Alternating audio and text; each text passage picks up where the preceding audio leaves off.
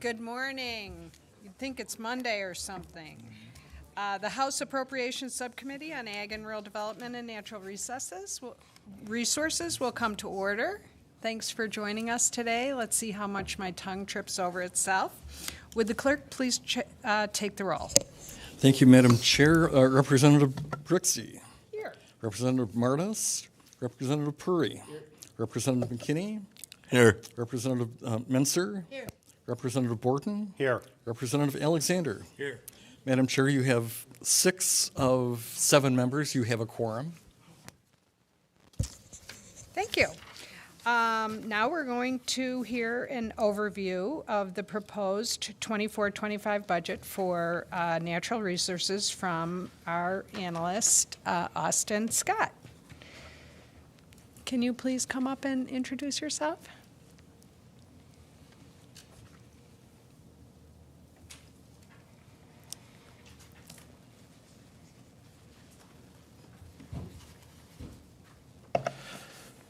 Thank you, Madam Chair. My name is Austin Scott. I'm a fiscal analyst in the House Fiscal Agency. As I've reminded folks in subcommittee, and you've heard from some of my coworkers in the agency, our agency, HFA, is available to work with all members of the House, regardless of party, and the majority side and minority side, and we work with fiscal analysis on proposed legislation. We help to develop the House version of departmental budgets for the coming fiscal year. We have folks that do economic forecasting and review revenues each year. So those are some of our functions, and again, we're available to help all members of the House. This morning, as the chair mentioned, I'm going to be discussing the 2024-25 executive budget that was recommended earlier this month for the Department of Natural Resources. The summary that I provided for folks here on the subcommittee and present in the room with us gives an overview of those changes and what they are proposed to be for next fiscal year. Next fiscal year begins the first day of October this fall. The current fiscal year concludes at the end of September.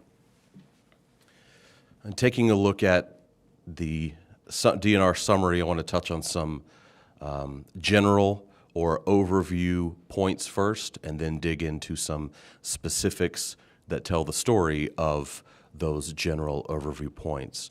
The first item I want to call your attention to is looking at DNR's budget as it stands now and as it's proposed for next year in the executive budget. You'll see the proposal is smaller. The budget is proposed to be smaller than it is now in current year. I should also note that there have not been any current year or mid-year budget adjustments for the Department of Natural Resources since the fiscal year began in October.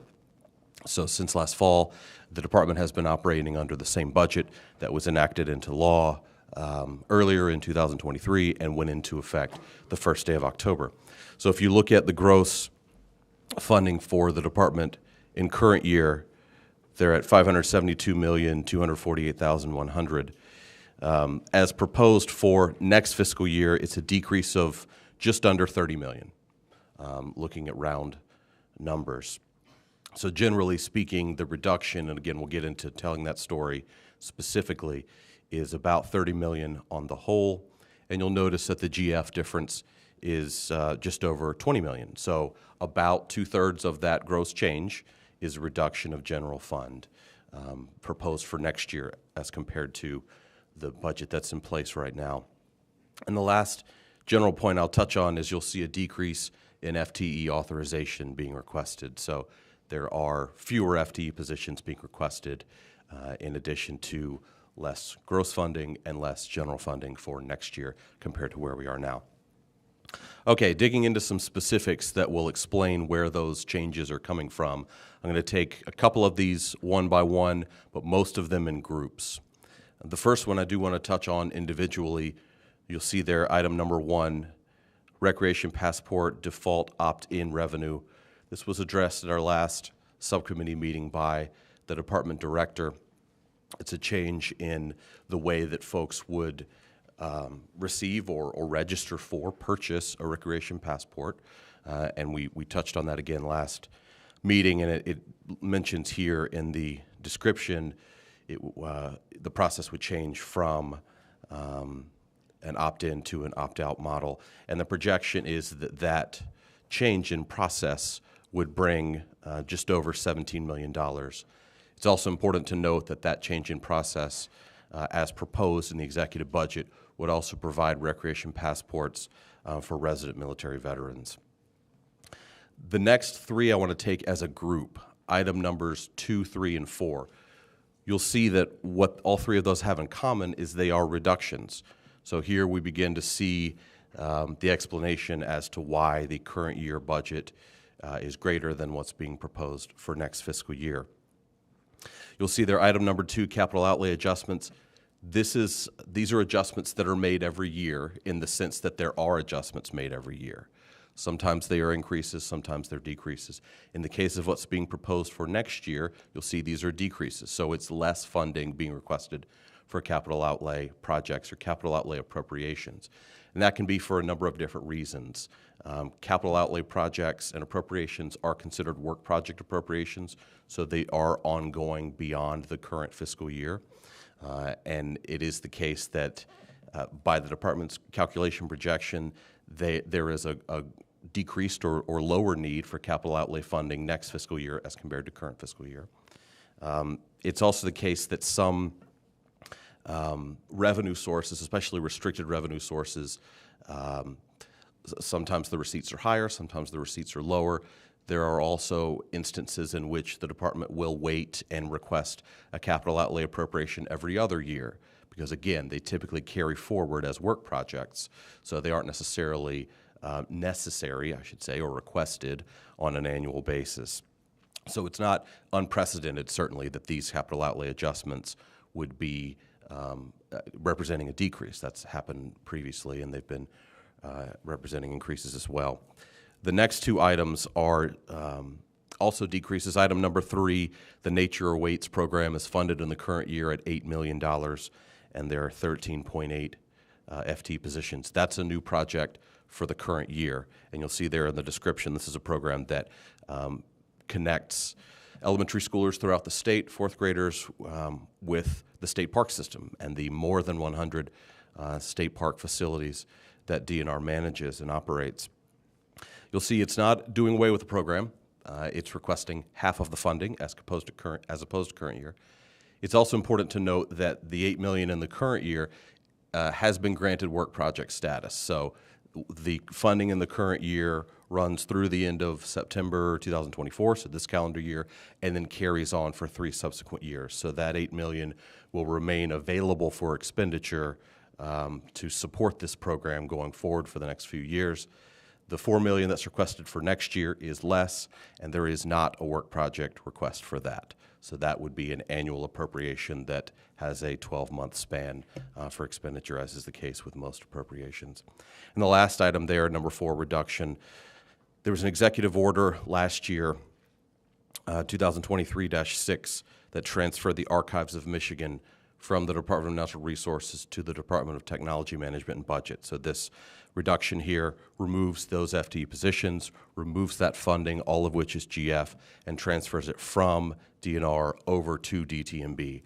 So it isn't on balance for the state, is not a reduction, but for DNR, it does help tell the story of why their budget is being requested at a lower level of funding versus next fiscal year, versus the current fiscal year, excuse me. Item number 5, vehicle travel services. This is a combination of funding across appropriations and across divisions that appears in the current year. It recognizes increased costs related to vehicle mileage and fleet leasing costs, those types of expenses, which again is included, in current year. Flip over with me, please, to page 2. I'm going to address a couple of groups and then move on to boilerplate here. At the top of page 2, you'll see item numbers 6 and 7. Those two are similar in that they are requests for increased general fund. We did hear about these items last week.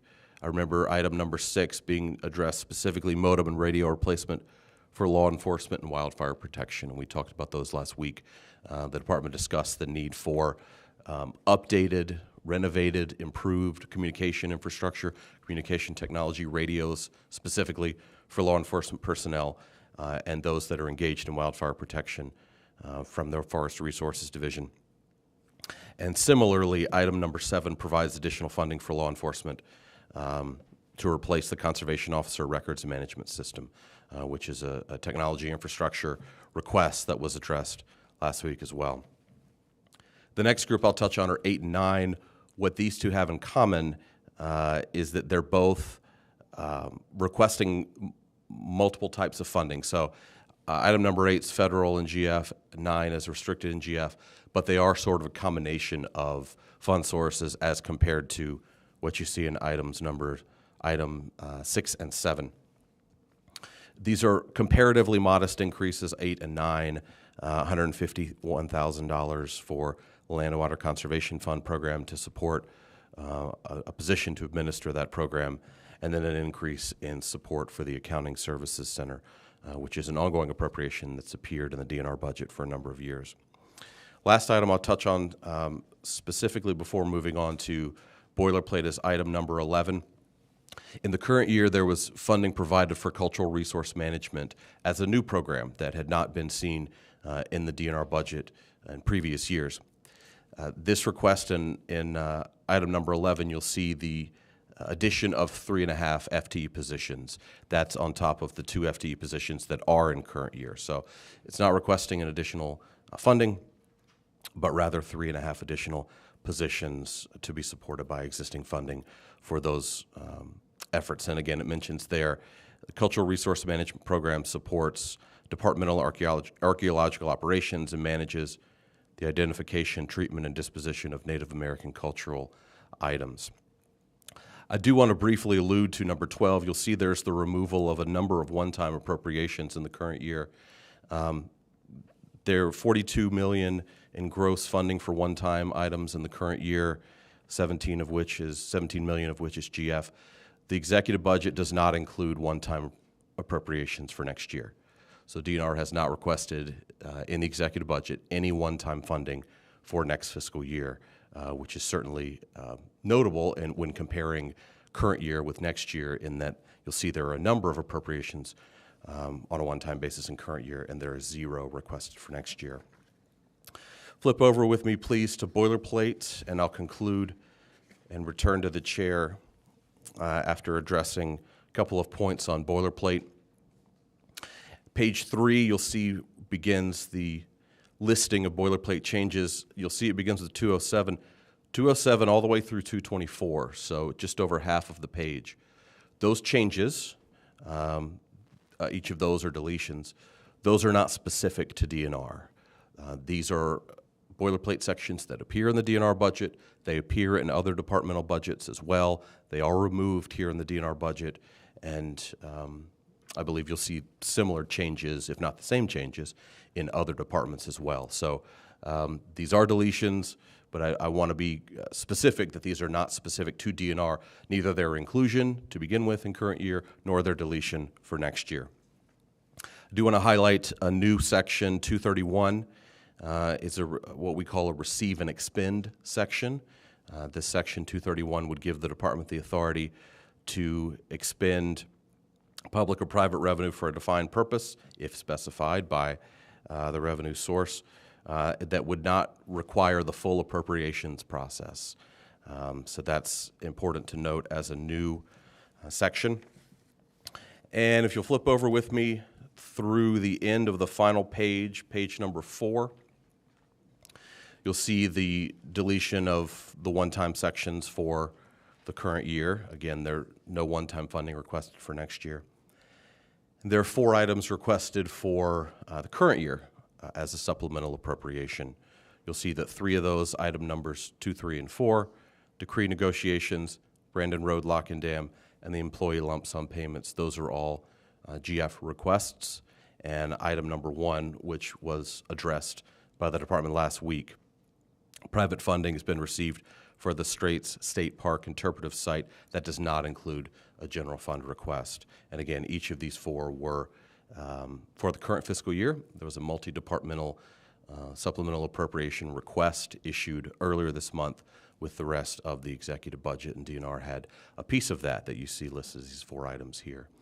I'm happy to address questions at the chair's discretion. Thank you, Mr. Scott. I'll start you off with a question on these deletions.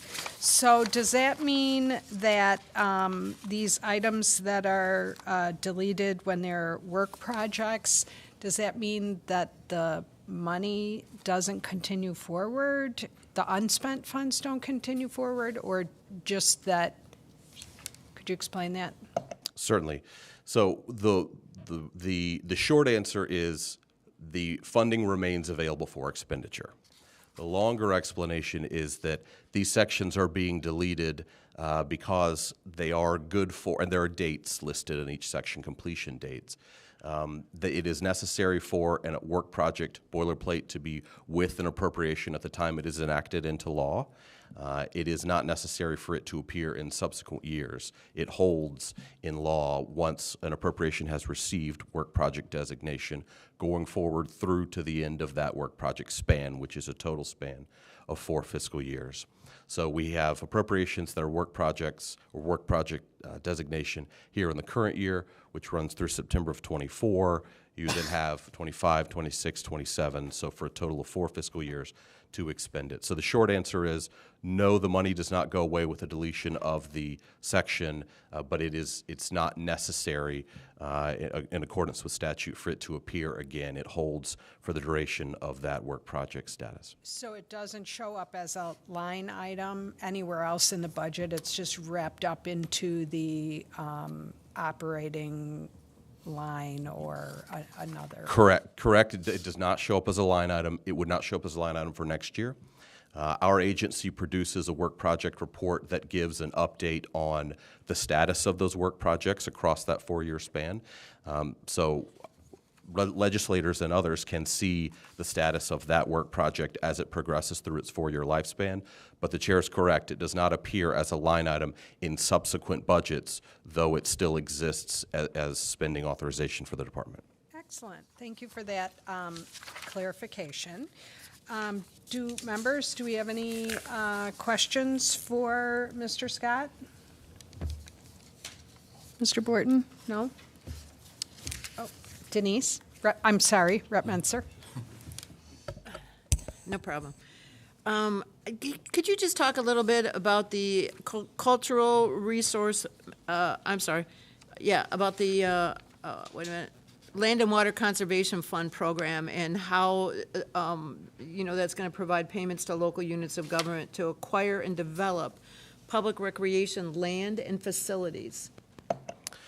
One of the reasons for this request, because it's a request for additional funding and an additional FTE position, is for a person to administer that program. So, as is the case with a number of grant programs in DNR and in other departments, the department devises a process, typically an application, through which, in this case, local governments can apply for funding for certain types of projects. There's a whole grant section within the DNR budget, and there are grants managers within the department personnel who can help folks with that. In the case of this specific position, you'll see it's important to note that it's funded by federal NGF because this is a federal program.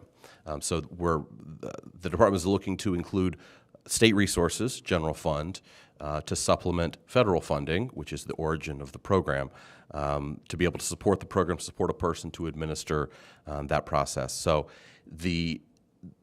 a dedicated FTE position to administer this program would be a new addition to the budget. So that's not something, at least as it appears here, that currently exists in the budget. And in this specific case, it's noted there that the program is to acquire and develop public recreation lands and facilities.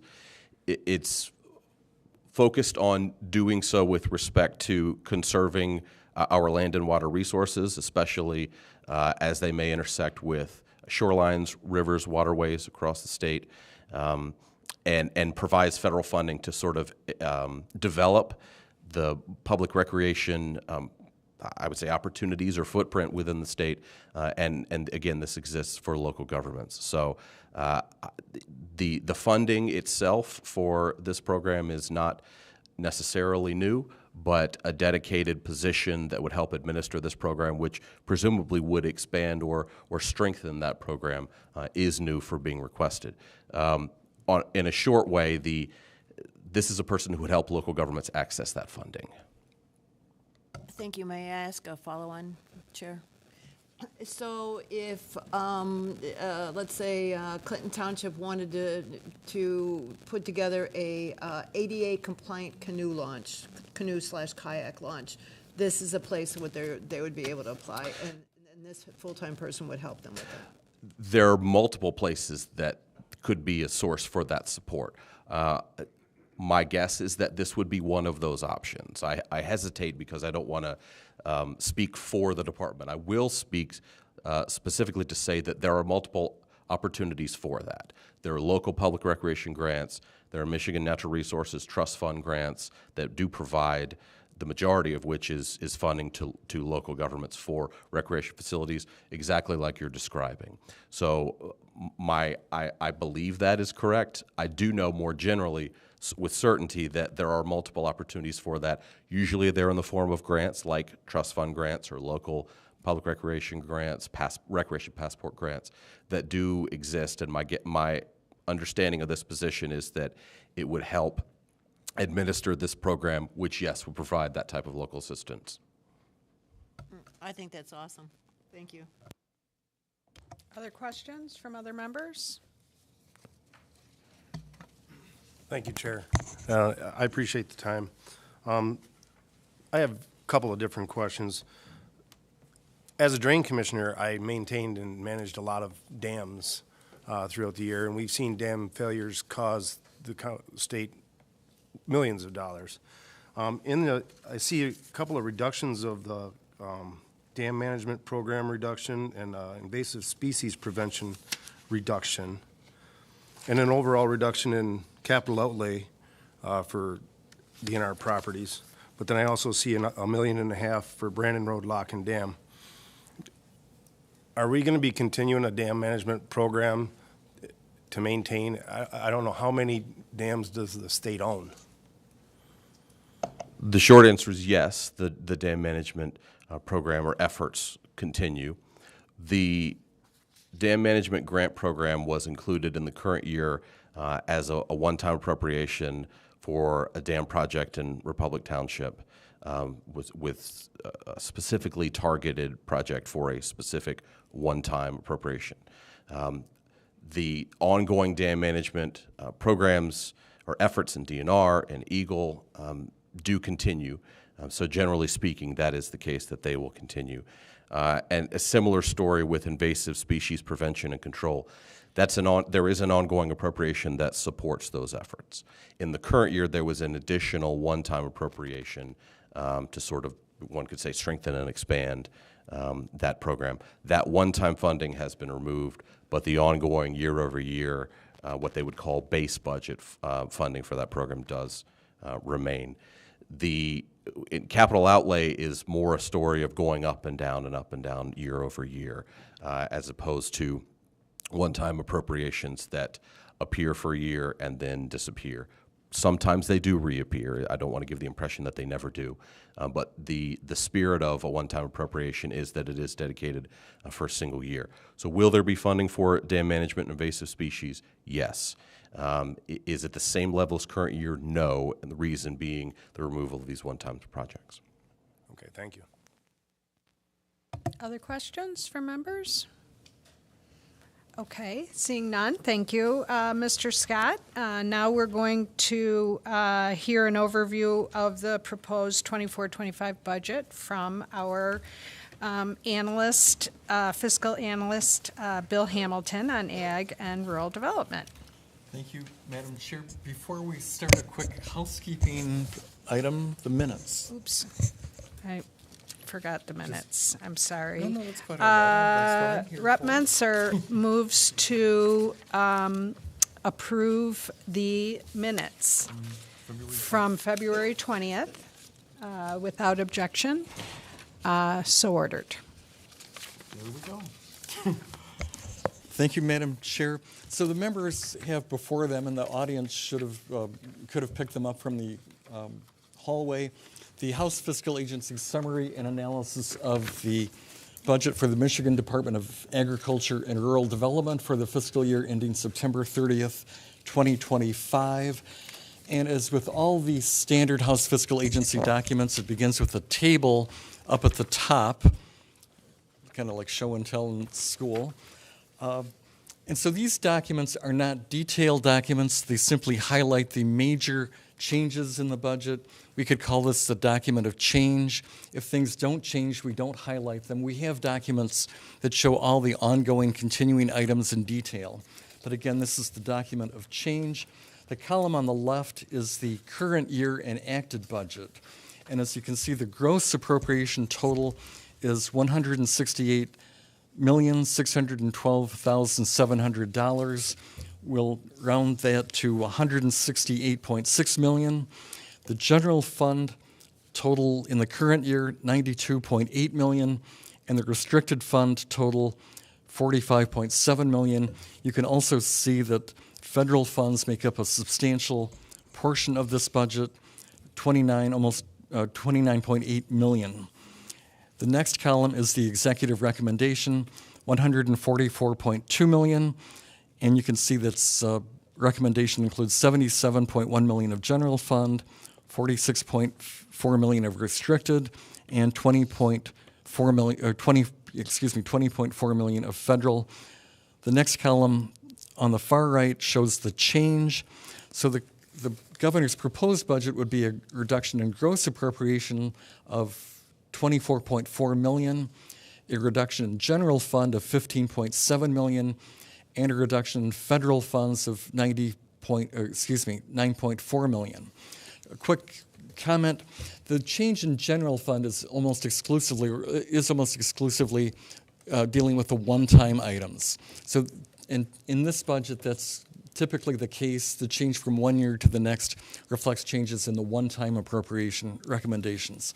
That's also the case in the federal lines this year. There was a one-time $10.1 million appropriation for a one-time federal program. We'll talk about that in a moment. And that causes the big shift, the $9.4 million in federal aid that you see in this graphic. One other quick thing to note in the table, you'll see an increase of 29 FTE positions authorized in the executive recommendation. That includes 24 FTE positions in the MEEP program, 6 FTE positions in the Farm to Family program, and a reduction of 1 FTE position in the Office of Rural Development. So that's a quick outline from the table. I should also note that, again, this is a high-level document that just shows major changes. The department has undergone a significant reorganization that's reflected in the governor's proposed budget, but we don't show that in this document. We try to compare like items, even though the budget is significantly changed in appearance, but we're just looking at like items together. So for all that, let's start with the major budget changes. On classified salaries, the Constitution allows state departments to have 6 unclassified positions that are not in the classified civil service system. So the current year budget authorizes 6, but the department indicates they do not have enough appropriation to support all 6 positions. So the governor recommends an additional $335,100 in restricted funds to support all 6 unclassified FTEs.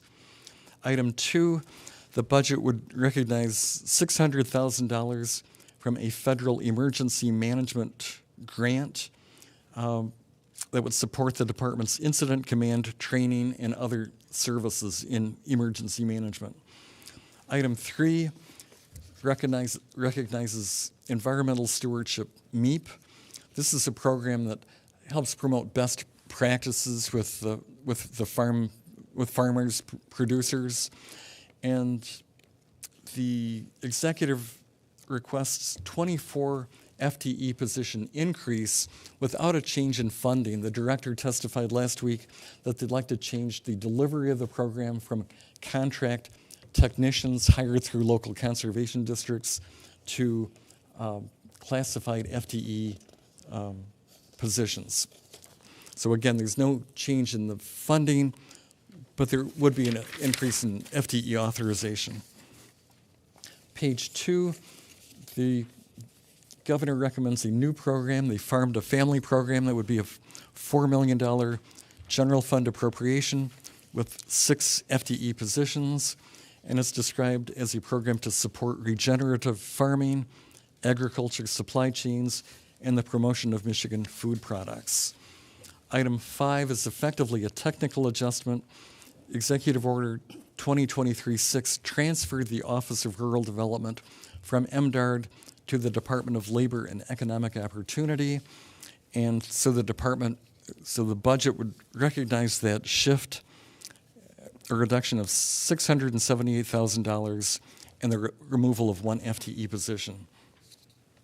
Item 6, we talked about one-time appropriations. The current year includes $30.6 million of one-time items, $10.1 million in federal one-time items, and $20.5 million in general fund, general purpose one-time.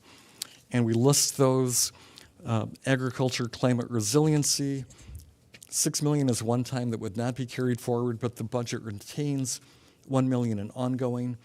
County fair shows and expositions, the $2 million one-time would be removed, but the budget would retain $500,000 GF ongoing. Emerging contaminants in food and agriculture, $2 million one-time would be removed, and the budget would retain $2.1 million ongoing. Food and agriculture supply chain investment, $1 million one-time would be removed, and the budget would retain $804,900 ongoing. Laboratory animal welfare, there's a $500,000 one-time that would not be retained. Local conservation districts would retain $2 million ongoing, but would remove $1 million one-time. Minority-owned food and agriculture ventures, the current year budget includes $2.9 million one-time, which would not be carried forward. There are 2 placeholders that would not be carried forward, $100 for Northern Michigan herd protection and $100 for rural venture capital program. The current year budget includes $5 million general fund, one-time for soil health regenerative agriculture, but the budget would retain $1 million ongoing for that program.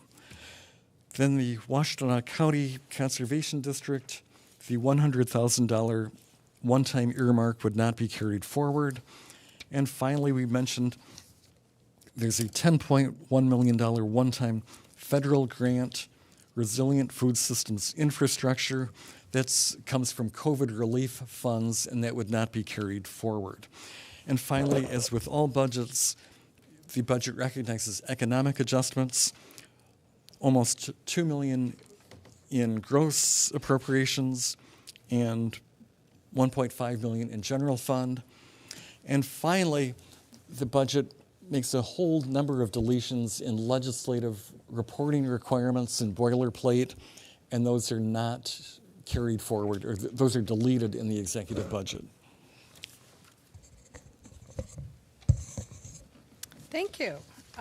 Members, do we have any questions for Mr. Hamilton? Rep. McKinney. Thank you, Chairwoman. Just a quick note. I mean, we touched on it in the previous budget presentation from HFA, but in Section 6, the removal of like one-time appropriations, do we know? Like, I'm trying to highlight the minority-owned food and agriculture ventures, which is like a $2.9 million one-time appropriations in last year's budget. Do we know for certain? I know it's not going to be in this year's budget, but it's like a work project kind of. Can you explain, like, did the department spend the money yet, or is it still some allotment there? Can you kind of touch on that? I'm just trying to get my understanding of what's really going on. Well, thank you. It depends a little on the nature of some of the line items. So again, we have to remember that we're only about 6 months into the current fiscal year. So they have another approximately 6 months to put some of these appropriations under contract. If at the end of the fiscal year they haven't put everything under contract, it's not all encumbered, they can request a work project designation, which will allow them to carry spending authority forward, which they typically do. So again, it depends a bit on the specific line items. So again, they're in the process of putting some under contract, but they still have 6 months to do it in the current fiscal year. Got it. Thank you. Other questions? Members? No? Okay, thank you very much, Mr. Hamilton. Moving on. We are going to have some testimony from Alex Canepa, and he is the Michigan Policy Director of the Fair Food Network about the Double Up Food Bucks program. You want to come on up?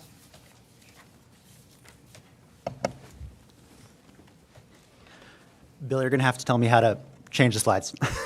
Oh, I think you just click on the Just click enter on the- button. There All you right, go. there we go. I'm a technical wizard.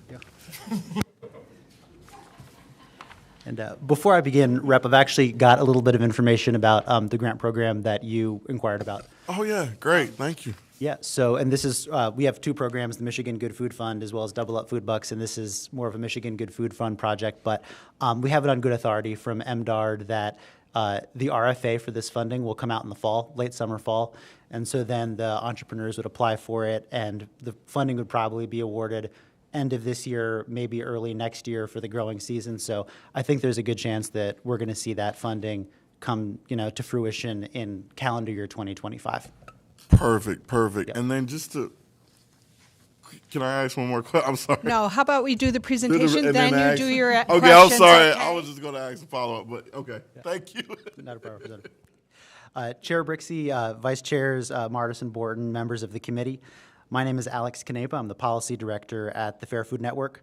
We're an organization that works to make Michigan a great place to live through food. Our two programs, Double Up Food Bucks and the Michigan Good Food Fund, work to build community health and wealth by directing the power of Michigan's agriculture sector towards many of the most pressing public health challenges, including diet-related diseases like diabetes and heart disease. Thank you for inviting me to speak here today about Double Up Food Bucks. Double Up incentivizes the purchase of healthy food by doubling SNAP benefits, what we used to call food stamps, when they're spent on fresh fruits and vegetables at participating farmers markets and grocery stores. For example, when a family uses their bridge card to buy $10 worth of fresh produce, they receive an additional $10 on their Double Up card, which looks like this, little debit card, to purchase more fruits and vegetables.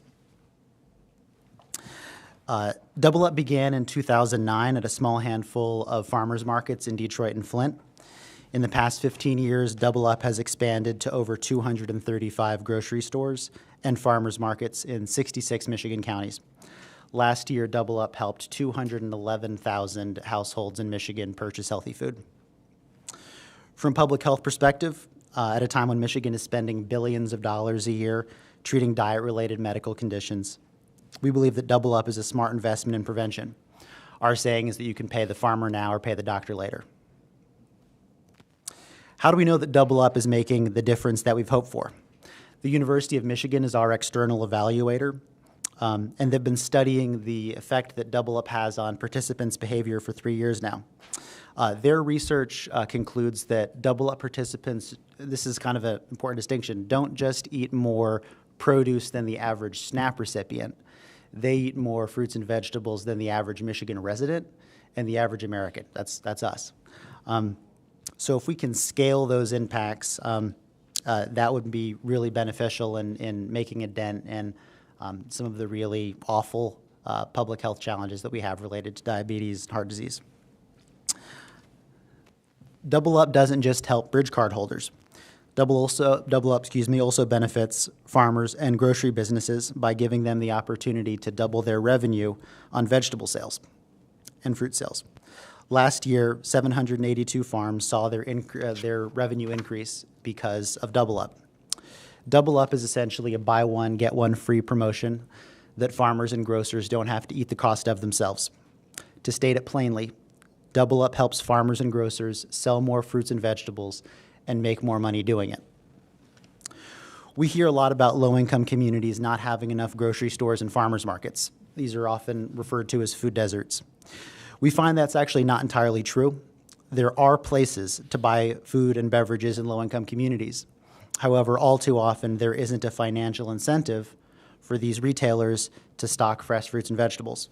And I remember a conversation I had a couple of years ago with a grocer in West Detroit, and I did my best to politely ask this question, but why he didn't stock more fruits and vegetables. And he said, you know, the honest-to-gosh truth is that I just don't sell enough of them for it to make money, that I have to make payroll, I've got to, you know, stay alive in this really, you know, competitive industry, and I'm always going to make more money if there's pop in those refrigerators than if there's fruit. And this guy, you know, it wasn't because he didn't care about his community. It wasn't because he didn't care about his shoppers. He was, I think, a second or third generation retailer. He just needed to make payroll and keep his business alive. Double Up helps grocers like this by increasing his shoppers' purchasing power to buy more fruits and vegetables. Double Up is a market-based incentive not only for shoppers to eat healthier, it's also an incentive for retailers to offer healthier options in areas where there might not have otherwise been sufficient financial incentive for them to make those decisions. This past fall, Michigan was awarded a 2-year, $8.5 million grant from the USDA to maintain Double Up across Michigan. This funding is an opportunity, but it's also a challenge. To draw down the full federal award, Double Up has to match this grant dollar for dollar. Last year's appropriation of $4 million was a necessary down payment, and I urge the committee to maintain Double Up's funding at a stable stable $4 million year over year. That, in addition to the work that we're doing to raise additional funds from private philanthropy, will allow us to maintain Double Up's existing footprint and help us relieve some of the pressure. We've got a wait list with 37 farmers markets and grocery stores and farm stands across the state. A lot of those farm stands and farmers markets have been on the wait list for 3 years now. So $4 million in ongoing would allow us to maintain our existing footprint and the stores and communities where the program is currently offered, and then help make a dent in our wait list. I realize that each of you have been evaluating a lot of exciting new ideas, and I'm here to ask you to invest in a program that we already know works and is already helping farmers and insecure families across Michigan. Thank you for inviting me to testify, and I welcome any questions that y'all may have about the program. I'm guessing that Rep. McKinney has some questions, so I'm going to let him go first. Thank you, Chairwoman. I just wanted to say before I ask my question is, you know, I'm a big supporter of Double Up. This is much needed. You highlighted that, you know, there's no longer any food deserts. There's still some, but I think your point is completely right on the nail when you talk about, you know, we have those grocery stores that really don't offer fresh produce or anything like that because of those profit margins, and we have to incentivize people eating healthier and providing support for those owners, those grocery store owners, to provide that those healthy foods. So just wanted to highlight that. And then my question would be to follow up before you began on Double Up Food Bucks is, do you know, is the application process still open for, you know, those, what we talked about in terms of that $2.9 million? I know you guys are looking to, you know, appropriate those dollars, get those dollars out, but what, you know, are those, is the time frame locked, or you guys already have people lined up? Can you kind of touch on a little bit about that? Sylvia, tell me if this is all wrong. My understanding is that. So there is an RFA that's out now, and so I think MDARD's doing something really smart, which is they're not just putting out this grant application and saying, come on, apply. That for a lot of these businesses, they've never applied for a grant before, let alone a state grant. Yeah. And it takes, you've got to have the magic words, and grant writing is its own thing. So the first tranche of money is going out to community organizations to help the grant writing process, to work with those food business owners and farmers to help them sort of tease out, okay, so how much money do you need to apply for? Let's do a budget. Let's work on the narrative together, so the money's not just getting thrown out there, that there are people that are going to be able to walk the business owners through the process of applying for the state grant. So then once MDARD is able to identify and fund those organizations to do the technical assistance, then there'll be a second RFA that'll go out particularly for the business owners. And then because those technical assistance providers will be in place and have the resources already, then they'll be able to help those entrepreneurs through the process of applying for the funding itself. And my understanding is that second larger tranche of money that's actually for the business owners will come out later this year. Okay. But it is not currently out. No, thank you for that overview, because I was just confused. Thank you so much. Okay, I want to ask Sylvia, can you confirm? Yes, okay, we're getting head nodding from the department, so good job answering that question. Rep. Menser had the next question, followed by Rep. Martis.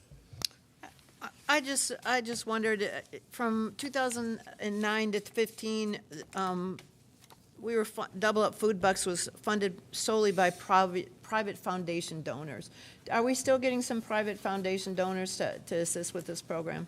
Yes, we are. So in the early days, it was just the Kellogg Foundation, the Kresge Foundation, and the C.S. Mott Foundation. And then we received our first public funding actually from the USDA, from the federal government through the Farm Bill, and that was in 2014. So yes, there are private philanthropies that are still involved in this.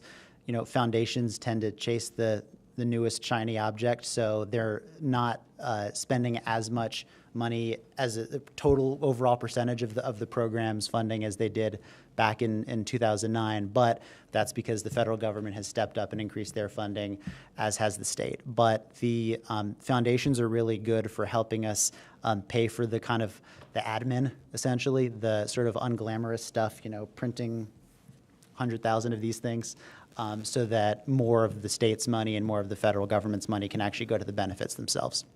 Thank you. May I ask one more? So, I happen to have the Double Up Food Bucks fiscal update here. So I was wondering, has the Food Bucks program been expanded now to all 83 counties? It is not. We're at 66. We're at 66. Yep. And what is the thought about, or what is the delay in expanding to all 83? So it's a couple of things. In 2019, we received our penultimate, or our last USDA grant, and the plan was to expand to all 83 counties by 2023, 2024, and then COVID happened. So all of the growth in Double Up use and the entire program's budget was spent at existing sites, that we were expecting to grow the program and its use by adding new stores. And I think that if memory serves, between 2019 and 2022, the program use increased by over 200%, and that was at all stores that were in the program in 2019. So part of it is just the funding, that we had to meet the demand that we didn't anticipate because of COVID and all the school children that had PEBT benefits that could also qualify for Double Up. So part of it's budget constraints. And part of it is that when, particularly in more rural areas, we started to talk to residents and shoppers and found that there are some, particularly in the western UP, counties where the residents of one county will actually shop in the county over, that it's 15 minutes away, but that's where the bigger store with more selection is. And they said, look, would rather you give more money to this one store because we're all shopping here than spending 3 years trying to find a retailer to participate. So that's part of it. And then also sometimes, particularly in this is in rural communities, but we've also encountered it in the city of Benton Harbor. There are a lot of stores that are so resource starved, particularly around technology, that the cost of updating their point of sale system, we can help with them paying for that, but it takes time, and a lot of these stores are, spread pretty thin in terms of the staff that they have to be able to do something like that. So I think the third factor, so budget, identifying that in some places most of the residents actually shop in the county over, and then finally helping overcome some of those logistical technology barriers around getting the point of sale systems to the place where they can do double up in a way that's secure. Thank you. I think, as Representative McKinney said, I think this is a wonderful program. I have seen it in action at a local farmer's market with an elderly lady who was thrilled, absolutely thrilled that she could buy not just the apples, but the strawberries too. So totally cool. Glad to hear that. Rep. Martis?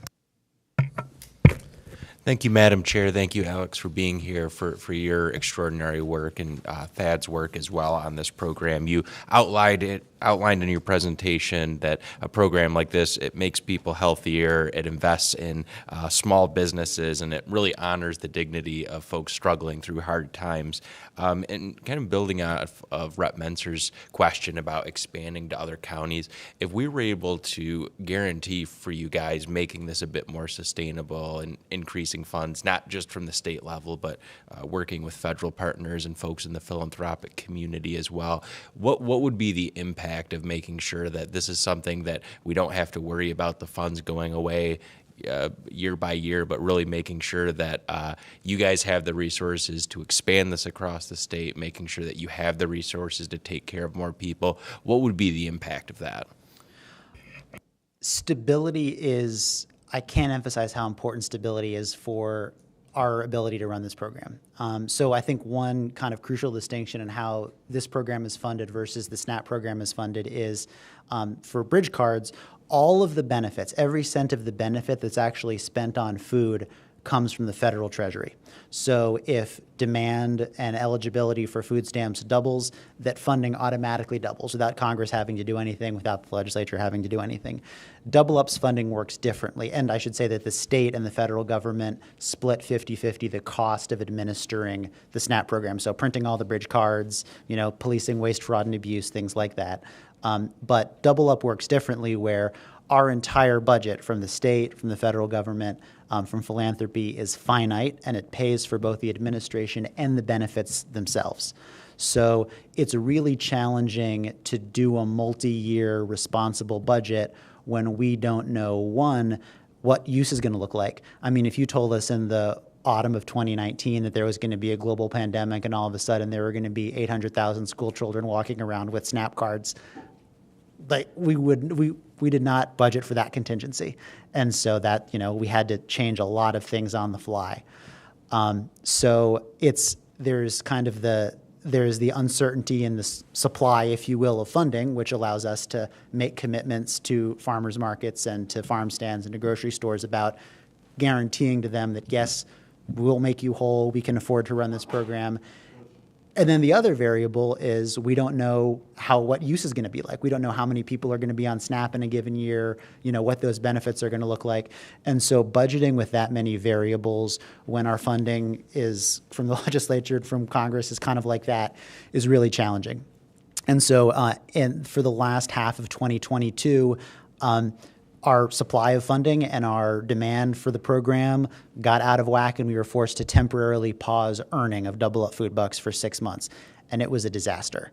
It was, in my other life, I'm a farmer that sells produce at my local farmers market, and the farmers were mad as heck, and they were not happy with me because a lot of shoppers had gotten used to this program, that started to depend on it, and particularly the grocers as well. They had spent 5 years, a lot of them, explaining how the program worked to their shoppers, explaining how the program worked to their cashiers so that the cashiers could explain it to the shoppers, and then us having to communicate to tens of thousands of grocery store workers across the state that, oh, hold on, the program is on pause for 6 months, but it's going to come back. We can't tell you exactly when. You can still use the double up that you've already earned, but you can't earn any more. A lot of people were very upset. A lot of people were really disappointed. And a lot of people really got hurt by it. And I think that that's, to answer your question, the ability to have sustainable funding allows us to make commitments to grocers, to farmers, and to the people that use the program that they can rely on this program, and that we're not going to have to make any really sudden adjustments in programming that will confuse people and frustrate people. So, listening to what you're talking about, the negative impact of the pause in the program that it had on you, I'm struck with some thoughts. So, one is I think the pandemic really highlighted some national food security issues that we have, and of course, Michigan with our second in the nation number of agricultural crops that we grow here, over 300 specialty crops, we're in a position to supply not just our state but our nation with the products that we have. And yet farming is a marginal business, as are grocery stores, right? They're operating on the very margins a lot of times.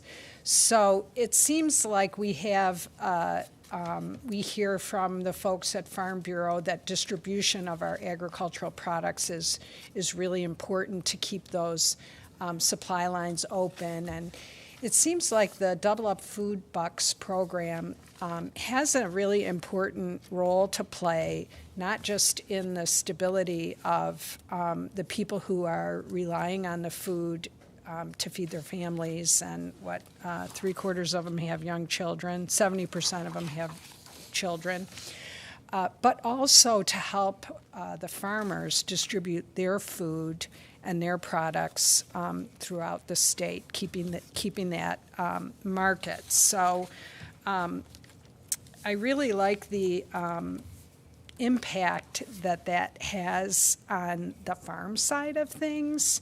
And I'm wondering, I heard this morning from a representative who was concerned that the amount of money that you get to spend can change and can fluctuate. And I'm wondering, what are your funding needs and how can we help with some of these challenges? Is there a different mechanism that you'd like to see for delivery of the program? $4 million in stable, ongoing funding is what, I'm not a politician. I confess that I'm less familiar with the state budgeting process than y'all. I think that opening the discussion to multi-year funding so usually we apply for the USDA grants and they're typically between 2 and 4 years.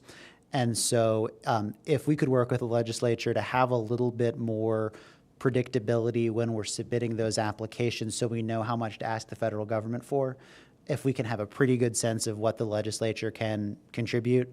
I understand that things change, revenue estimates change, houses change, partisan makeup, different administrations of the governor. So I think there's an inherent kind of risk in the vicissitudes of public financing, but I think helping just stability, Chair.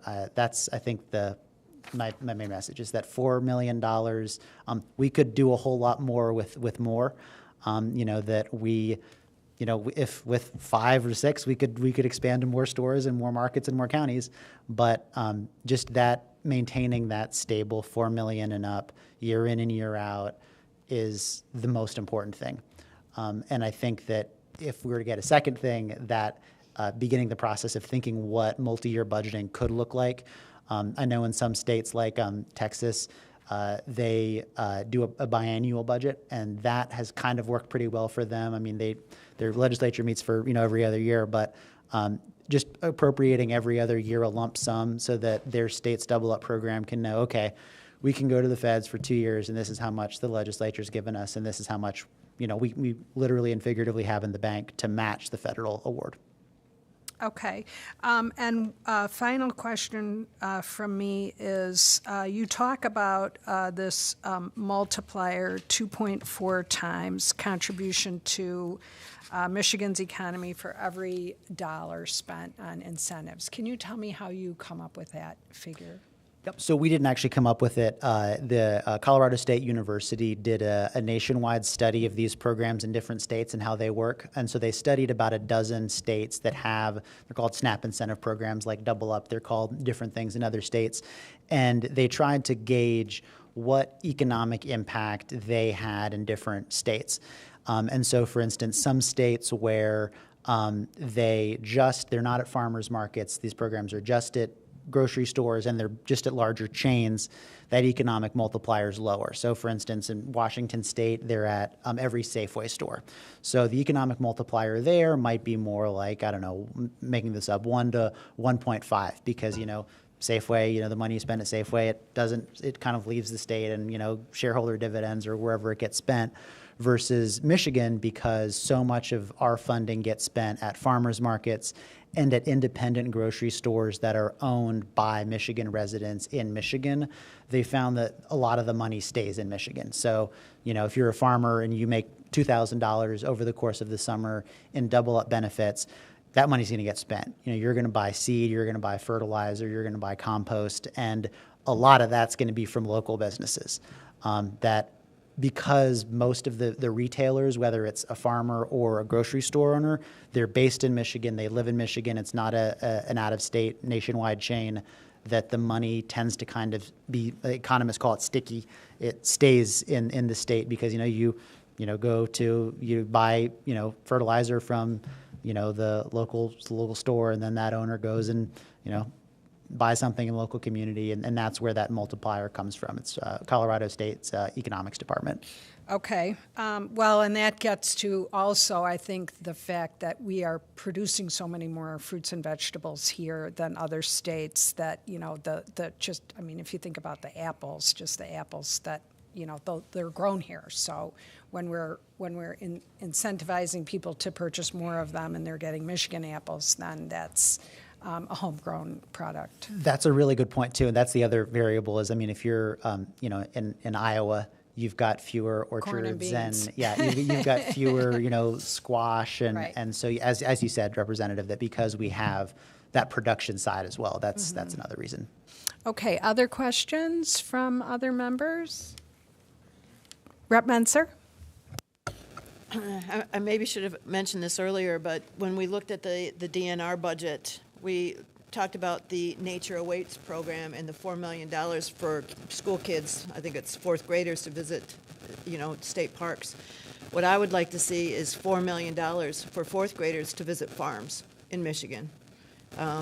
We want to connect the kids to food. I think I told you guys last time we had a kid at our local elementary school where we were growing some fruit, some vegetables, and he refused to eat the tomato because everyone knows tomatoes come from Myers. He was completely disconnected that a tomato grew on a green plant. So I would like to see $4 million in the next MDAR budget, agriculture and rural development, to get kids to farms. Thank you. Okay, thank you, Rep. Menser, for that suggestion. Other questions? Seeing none, there being no further business before the committee, and seeing no absent members, we stand adjourned.